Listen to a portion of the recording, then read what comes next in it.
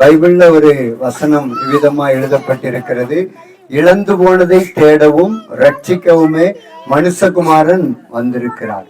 ஆண்டவராகிய இயேசு கிறிஸ்து இந்த பூமிக்கு வந்தது எதற்காக என்றால், மனிதர்கள் எதையெல்லாம் இழந்து போனார்களோ அத்தனையும் திரும்ப கொடுப்பதற்காக இயேசு இந்த பூமிக்கு வந்தார். மனிதர்கள் சமாதானத்தை இழந்தாங்க, சந்தோஷத்தை இழந்தாங்க, நிம்மதியை இழந்தாங்க, ஆரோக்கியமான சரீரத்தை இழந்தாங்க, எல்லா ஆசீர்வாதத்தையும் இழந்தாங்க.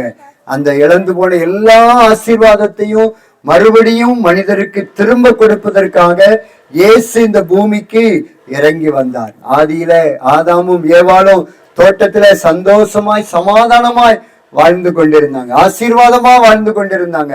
ஆனா அவங்க பாவம் செய்தது நிமித்தம் தோட்டத்திலிருந்து துரத்தப்பட்டார்கள். அதுக்கு பின்னாடிதான் மனுஷன் எல்லாத்தையுமே இழந்து போயிட்டான். அந்த இழந்து போனதை மறுபடியும் மனிதர்களுக்கு திரும்ப கொடுக்கணும் அப்படிங்கிறதுக்காகத்தான் கடவுளே இந்த பூமியில இயேசுவாக இறங்கி வந்தார். அந்த இயேசுதான் இன்றைக்கு உங்களை தேடி வந்திருக்கிறார். எங்கே 2 பேர் 3 பேர் என் நாமத்தினால கூடுவீர்களோ அவர்கள் நடுவில நான் இருக்கிறேன்னு ஆண்டவர் வாக்கு பண்ணி இருக்கிறார். இங்க இயேசப்பா வந்திருக்கிறார். எதற்காக என்றால், உங்களுக்கு ஒரு நன்மை செய்வதற்காக, உங்களுக்கு ஒரு ஆசீர்வாதத்தை கொடுப்பதற்காக. 38 வருஷமா ஒரு மனுஷன் வியாதிப்பட்டு கிடந்தான். அந்த மனுஷனை தேடி போய் நீ சுகமடைய வேண்டும் என்று விரும்புகிறாயா அப்படின்னு கேட்கிறார். அந்த மனுஷனை பார்த்து சொல்றார், உன் படுக்கை எடுத்துக்கொண்டு நட. உதவி செய்வதற்கு யாருமே இல்லாத ஒரு சூழ்நிலையில அந்த குளத்து அருகில படுத்திருந்தான். 38 வருஷம் படுத்திருந்தான். இயேசு கிறிஸ்து போய் பேசும்போது அவர் சொல்றார், ஐயா எனக்கு உதவி செய்வதற்கு யாருமே இல்லை.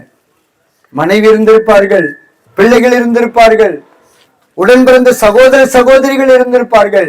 ஆனா உதவி செய்வதற்கு யாருமே வரல. நல்லா இருக்கும்போது இன்னைக்கு எல்லாருமே வருவாங்க. ஆனா வியாதிப்பட்டு பலவீனப்பட்டு எல்லாத்தையும் இழந்து கஷ்டத்துல இருக்கும்போது இன்னைக்கு மனுஷர்கள் எல்லாரும் ஓடி போயிடுவாங்க. ஆனா நம்மளை படைத்த ஆண்டவர் இயேசு ஒரு நாள் நம்மளை மறக்க மாட்டார், ஒரு நாள் அவர் கைவிட மாட்டார். பாருங்க, 38 வருஷமா படுக்கையில கிடக்கிற மனுஷனை தேடி போறான். ஒவ்வொரு நாள் அழுதுருப்பான், ஐயோ எனக்கு மனைவி உண்டு, எனக்கு பிள்ளைகள் உண்டு, சகோதரர்கள் உண்டு, உடன் பிறந்தவர் உற்றார்கள், நான் நல்லா இருக்கும் போது எல்லாரும் வந்து என்கிட்ட பேசினாங்களே, என்கிட்ட உறவா இருந்தாங்களே, இன்னைக்கு நான் வியாதிப்பட்டு கிடக்கிறேன், ஒருத்தரும் வரலையே அப்படின்னு அவன் எத்தனையோ நாள் அந்த குளத்து அருகாமையில படுத்து கிடந்து அழுது கொண்டே இருந்திருப்பான். பாருங்க, இதெல்லாம் ஏசப்பா பார்த்து படைத்த தெய்வம், அந்த மனுஷனை படைத்த ஆண்டவர் தேடி போய் கேட்கிறார், சுகமடைய வேண்டும் விரும்புறாயான்னு கேட்கிறார். அப்ப சொல்றான், எனக்கு யாருமே உதவி செய்ய வரல, நான் இருக்கிற மகனே உன் படுக்கை எடுத்துக்கொண்டு நட அப்படின்னு சொன்னார். அவன் படுக்கை எடுத்துக்கொண்டு நடந்து போனான். பாருங்க எத்தனை சந்தோஷம், அவனுடைய வாழ்க்கையில எத்தனையாய் மகிழ்ச்சி உண்டாயிருக்கும். கொஞ்சம் யோசிச்சு பாருங்க. அதே இயேசு கிறிஸ்து இங்க வந்திருக்கிறார், உங்களுக்கு ஒரு ஆசீர்வாதத்தை கொடுப்பதற்காக, உங்களுக்கு ஒரு நன்மை செய்வதற்காக, உங்களை தேடி உங்க தெருவுக்கு உங்க வீட்டு பக்கத்துல ஏசப்பா வந்திருக்கிறார். இப்ப அவரை நோக்கி நீங்க கூப்பிடுவீங்க அப்படின்னா, ஏசப்பான்னு நீங்க கூப்பிடுவீங்க அப்படின்னா நிச்சயமாக இயேசு உங்களுக்கு அற்புதம் செய்வார். இதே போலதான் 2 பேர் என்கிட்ட வந்து சொன்னாங்க, ஐயா நீங்க இயேசுவை நம்புங்கன்னு சொன்னாங்க. நான் வியாதிப்பட்ட சூழ்நிலையில சொன்னாங்க. அவங்க வார்த்தையை அப்படியே ஏற்றுக்கொண்டு இயேசுவேன்னு கூப்பிட்டேன். என் பக்கத்துல வந்தார், என்னை தொட்டார், சுகமாக்கினார், வாழ வைத்தார். எனக்கு உயிர் கொடுத்த ஆண்டவர் இயேசு. அதனாலதான் உங்களுக்கு இந்த வார்த்தைகளை சொல்லுவதற்கு வந்திருக்கிறோம். ஆகையினால நீ யாரா இருந்தாலும் சரி, ஏசப்பாவை மனசுல நினைங்க, அவரை நோக்கி கூப்பிடுங்க, நிச்சயமாகவே இன்றைக்கு உங்களை ஆசீர்வதிப்பார். இங்க வந்திருக்கிற எல்லா மக்களுடைய ஆசீர்வாதத்திற்காக, இந்த ஊரின் ஆசீர்வாதத்திற்காக அன்பான அம்மா அவங்க ஜெபம் பண்ணுவாங்க. ஸ்தோத்திரம் ஆண்டவரே, ஸ்தோத்திரம் ஸ்தோத்திரம் ஸ்தோத்திரம். துதிகளின் மத்தியில் வாசமா இருக்கிற பரலோக பிதாவே, அப்பா வேளையிலே நன்றியோடு துதிக்கிறோம் ஆண்டவரே. அப்பா இதோ இந்த கிராம மக்களின் ஆண்டவரே ஆசீர்வாதத்துக்காக நாங்கள் வருகிறோம் ஐயா. அன்பின் பரலோக பிதாவே, ஒரு விசை இறங்கும் ஆண்டவரே.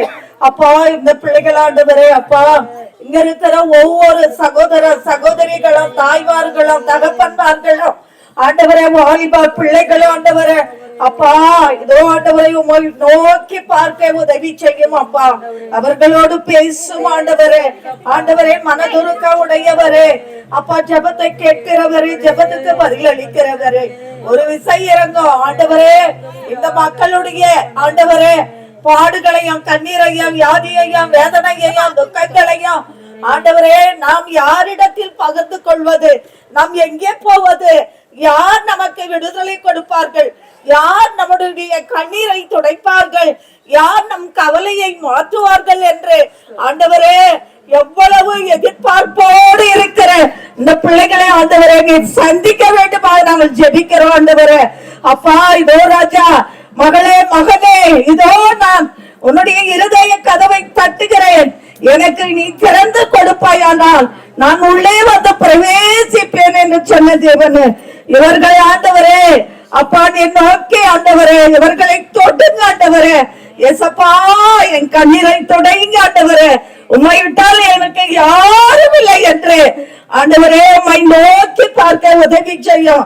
கேட்ட ஆண்டவரே சாட்சிகள் ஆண்டவரே இந்த அருமையான அன்பான இந்த தாயார்கள் உள்ளத்தில் பதிய வேண்டுமா ஜெபிக்கிறோம் ஆண்டவரே. அவர்களுக்கு செய்த ஆண்டவர் நமக்கும் நன்மை செய்வார், நம்மையும் வாழ வைப்பார் என்று ஆண்டவரே இவர்கள் ஆண்டவரே உம்மை துதிக்கக்கூடிய பிள்ளைகளாக உம்மை தங்கள் சொந்த ரட்சகராக ஏற்றுக்கொள்ள உதவி செய்யும். இயேசு கிறிஸ்துவின் நாமத்தில் ஜெபிக்கிறோம் ஜீவனுள்ள நல்ல பிதாவே, ஆமென்.